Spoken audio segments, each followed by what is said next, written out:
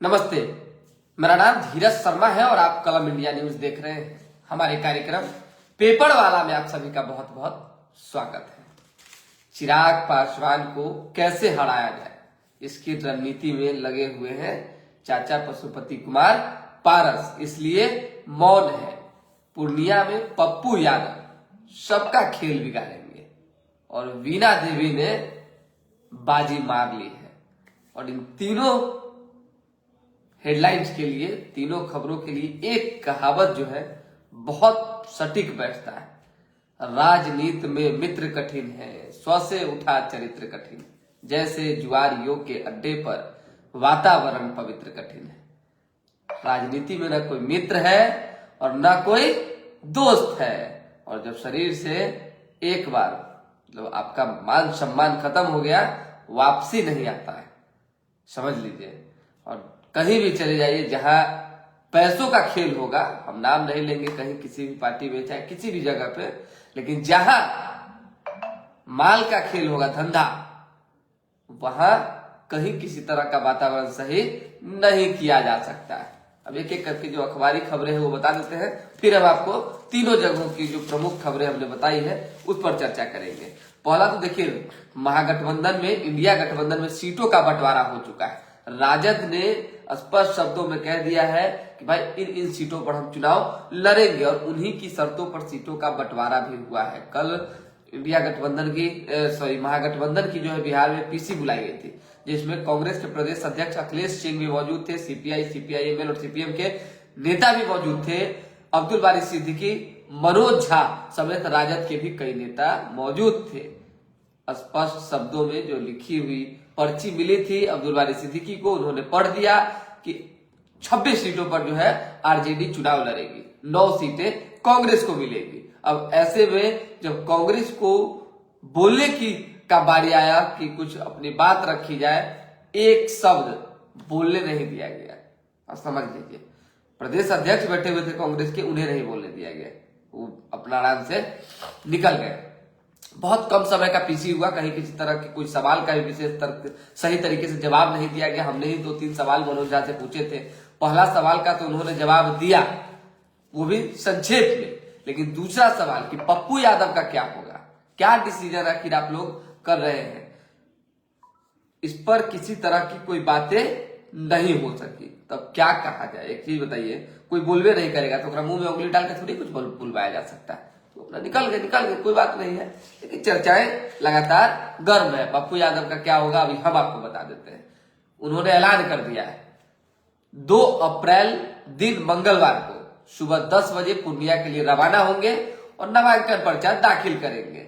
और कहीं ना कहीं इसको लेकर उन्होंने प्लानिंग बना ली है। या तो फ्रेंडली फाइट होगा, समझ लीजिए कि अगर फ्रेंडली फाइट होता है तो कांग्रेस ने जिस तरह से बीमा भारती को टिकट वहां दे दिया, माफी चाहेंगे राजद ने, तो कांग्रेस भी हो सकता है पप्पू यादव को टिकट दे और दोनों लोग जो है मैदान में उतरे, तो वहां के लिए केवल गठबंधन टूट जाएगा। इंडिया गठबंधन में अगर राजद और कांग्रेस है तो केवल और केवल पूर्णिया के लिए गठबंधन इन दोनों का नहीं रहेगा। इसे कहते हैं हम लोग राजनीति में फ्रेंडली फाइट।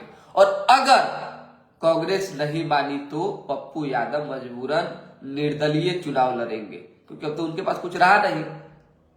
जड़ जोरू जमीन, जैसे गांव में कहावत रहता है, वो तीनों गया, पार्टी भी गई, कांग्रेस में मिल गए, पूरा प्रचार भी हो गया, तो अब तो निर्दलीय ही आना पड़ेगा। तो निर्दलीय आने को लेकर पप्पू यादव ने प्लान बना ली है। जब नामांकन करने जाएंगे तो उस समय सारी चीजें पता चल जाएगी। अब बात हम पशुपति कुमार पारस की कर रहे थे, तो पारस चुप क्यों है आप भी जानते हैं। कई लोगों से हमारी ऑफ द रिकॉर्ड बातचीत हुई, उन्हीं के लोगों से। अरे सब जगह अपना अपना एक सोर्स होता है, मीडिया कैसे चलती है, सोर्स पे भाई जानकारी नहीं प्राप्त करेंगे तो आप लोग को देंगे कहां से। तो उन्होंने कहा कि एक सीट हराने को लेकर जो है पूरी रणनीति बन रही है पशुपति कुमार पारस की, वो है हाजीपुर लोकसभा क्षेत्र। किसी तरह से चिराग पासवान को डैमेज कर देना है, हरा देना है। हो सकता है इसमें कोई और भी शामिल हो सकता है, हम नाम नहीं लेंगे। राजनीति में चिराग पासवान की किस बड़े नेता, बिहार के किस बड़े नेता से डायरेक्ट फाइट है, रहा है। अभी भले ही गला मिल रहे हैं एक दूसरे से जाकर एनडीए में आने के बाद, लेकिन क्या कुछ तस्वीरें आज से ठीक 10 दिन 15 दिन पहले देखने को मिलती थी, महीने भर पहले देखने को मिलती थी, सुनने को, ये आप भी जानते हैं। तो वो भी मिले हो, कोई ठीक नहीं है, क्योंकि एक बड़ी पार्टी को, बिहार की एक बड़ी पार्टी को चिराग पासवान ने ही छोटा बना दिया। ये आरोप चिराग पासवान पे लगता रहा है। हम जेडीयू की बात कर रहे हैं, हो सकता है कुछ भी संभव है। तो पशुपति पारस इसी रणनीति में लगे हुए हैं। अपने तमाम प्रवक्ताओं को उन्होंने आदेशित किया है कि कोई भी प्रवक्ता मीडिया में कोई भी बयान नहीं देंगे। अंदर खाने से पूरी चर्चा पर चर्चाएं ये है। अब बात करते हैं वीणा देवी की, लेकिन थोड़ा सा चिराग पासवान के बारे में हम बता देते हैं। देखिए, चिराग पासवान ने हाजीपुर सीट ली है, तो उनका जो वोट है वो उन्हें तो मिलेगा ही मिलेगा, साथ ही साथ एनडीए का वोट, क्योंकि वो गढ़ है किसका, भाजपा का। हाजीपुर चाहे बाकी आसपास का जो इलाका है वहां से भाजपा लगातार जीतती है। इस बार जो है राजापाकर जो विधानसभा क्षेत्र है वहां कांग्रेस जीती थी, केवल उम्मीदवार इधर उधर होने की वजह से। हालांकि उसे भी कवर करने में बीजेपी लगी हुई है। नित्यानंद राय भी अपनी सीट को बचाने में लगातार लगे हुए हैं। हालांकि नित्यानंद राय का भी वो सीट सुरक्षित है, मतलब कि उनके लिए सुरक्षित है, कहीं किसी तरह की कोई दिक्कत नहीं होने वाली है। उजियारपुर सीट से वो चुनाव लड़ रहे हैं, इसकी चर्चा हम लोग बाद में करेंगे। फिलहाल वीणा देवी पर आ जाते हैं। वीणा देवी ने बाजी मार ली। देखिए, कोई पुरुष होता तो चिराग नहीं मानते, जो हमारे पास इंफॉर्मेशन, हम तो भाई बातचीत होते रहती है, काहे ना हो, जिससे बढ़िया संबंध रहता है उससे बातचीत होनी ही चाहिए। ऐसे में वीणा देवी ने क्या दिया क्या लिया, ये तो दहिना बाया का बात है, ये तो अलग चीज है, और लोग करता है, राजनीति है। बिना पैसा ना पार्टी चलेगी और ना इंसान खड़ा रहेगा, समझ जाइए। हम लोग भी जिंदा है तो कुछ ना कुछ इधर उधर से विज्ञापन आ जाता है तो आराम से काम निकल जाता है। मान लीजिए कि फ्री में प्रचार करवाना आप चाहिएगा तो फोकट में हम आपके लिए थोड़ी बैठे हुए हैं प्रचार करने के लिए, हम खबर दिखाने के लिए बैठे हुए हैं। ऐसे में सहयोग के तौर पे कोई करता है तो कहीं किसी तरह की कोई दिक्कत नहीं है। तो वीणा देवी ने क्या सहयोग चिराग पासवान को दिया है, इसमें कहीं कोई छुपाने वाली बात नहीं होगी। लेकिन खैर ये सब तो बाद की बात है। उन्होंने कंफर्म कर दिया है कि वैशाली सीट से वीणा देवी की चुनाव लड़ेगी, लोजपा की कैंडिडेट होगी, क्योंकि वैशाली चिराग पासवान के खाते में है, 5 सीट में 1। उसी तरीके से समस्तीपुर में संभवी चौधरी, अशोक चौधरी की बेटी है, वो चुनाव लड़ेगी। समस्तीपुर से प्रिंस राज का टिकट कट चुका है। भाई को लेकर हमने सवाल भी पूछा। देखिए, सच्चाई है, भाई कितना भी विरोधी क्यों ना हो जाए, कितना भी दुश्मन क्यों ना हो जाए, लेकिन भाई भाई ही होता है।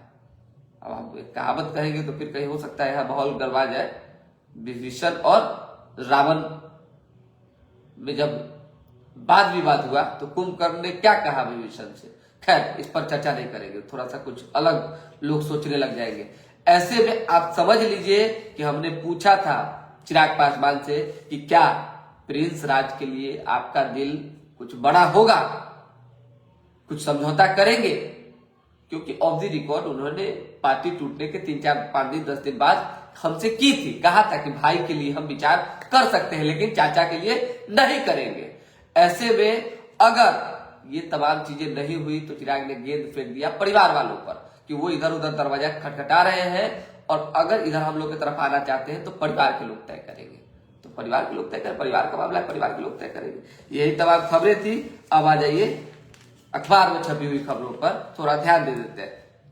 कांग्रेस को जो है 1823 करोड़ का आयकर नोटिस गया है।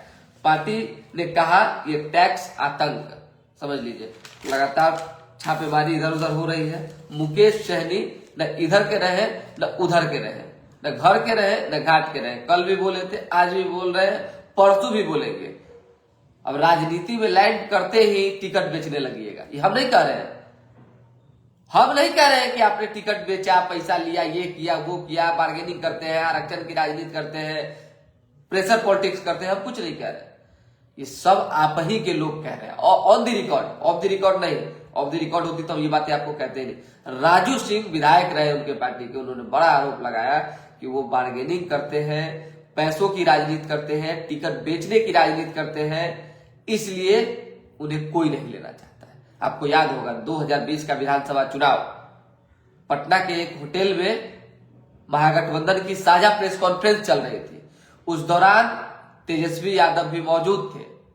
सभी बड़े नेताओं की मौजूदगी में मुकेश सहनी ने माइक को झटकते हुए कहा कि हमारे पीठ पर छुरा बोका गया है और होटल से निकलकर बाहर आ गए थे। समझ आइए, तो ये तमाम चीजें उन्होंने की थी। उसके बाद से भाजपा की तरफ आए। भाजपा ने क्या सीट दिया नहीं दिया आपने देखा। वो जीते भी, खुद नहीं जीते, बाकी उनके कैंडिडेट जीते, वो चारों छोड़ के इधर आ गए।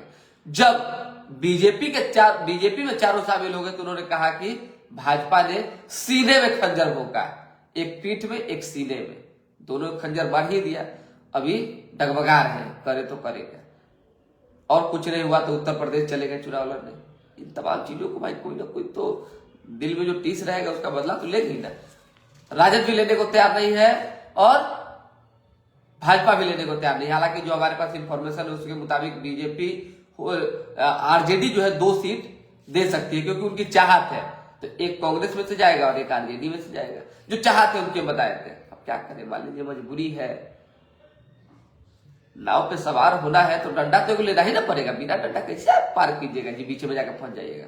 तो मुकेश सहनी एक डंडा है, तो उस डंडा का लेना मजबूरी है सभी का। तो हो सकता है कि महागठबंधन 1 या 2 सीट पर इन्हें मैनेज कर ले। मुजफ्फरपुर सीट शामिल। चलिए, 30 फीट गहरी खाई में गिरी टैक्सी, बगहा के 10 लोगों की मौत हो गई। बहुत दुखद खबर है, जम्मू की ये खबर है। प्रधानमंत्री, राष्ट्रपति समेत तमाम नेताओं ने जो है दुख जाहिर किया है। पीएम ने 2-2 लाख रुपए मरने वालों को और 50-50 हजार रुपए घायलों को देने का आदेश दिया है। चलिए, 17 दिन में 4 लोगों को गोली मारी। अब एक युवक ने कहा जिंदा रहना है तो 5 लाख दो। अपनी शादी का कार्ड लेकर गंगा मैया को न्योता देने आई युवती डूबी। शादी का कार्ड देने आई थी, गंगा मैया को न्योता देने डूब गई। बाइक तेज चलाने से टोका तो मारपीट हुई। दिल्ली और आनंद विहार जाने वाली स्पेशल ट्रेनों के फेरे बढ़े। उसी तरीके से जो राजनीतिक खबरें हैं वो देख लीजिए। समस्तीपुर, तेजस्वी एवं पप्पू एक जैसे, ये बातें नित्यानंद राय ने कही है।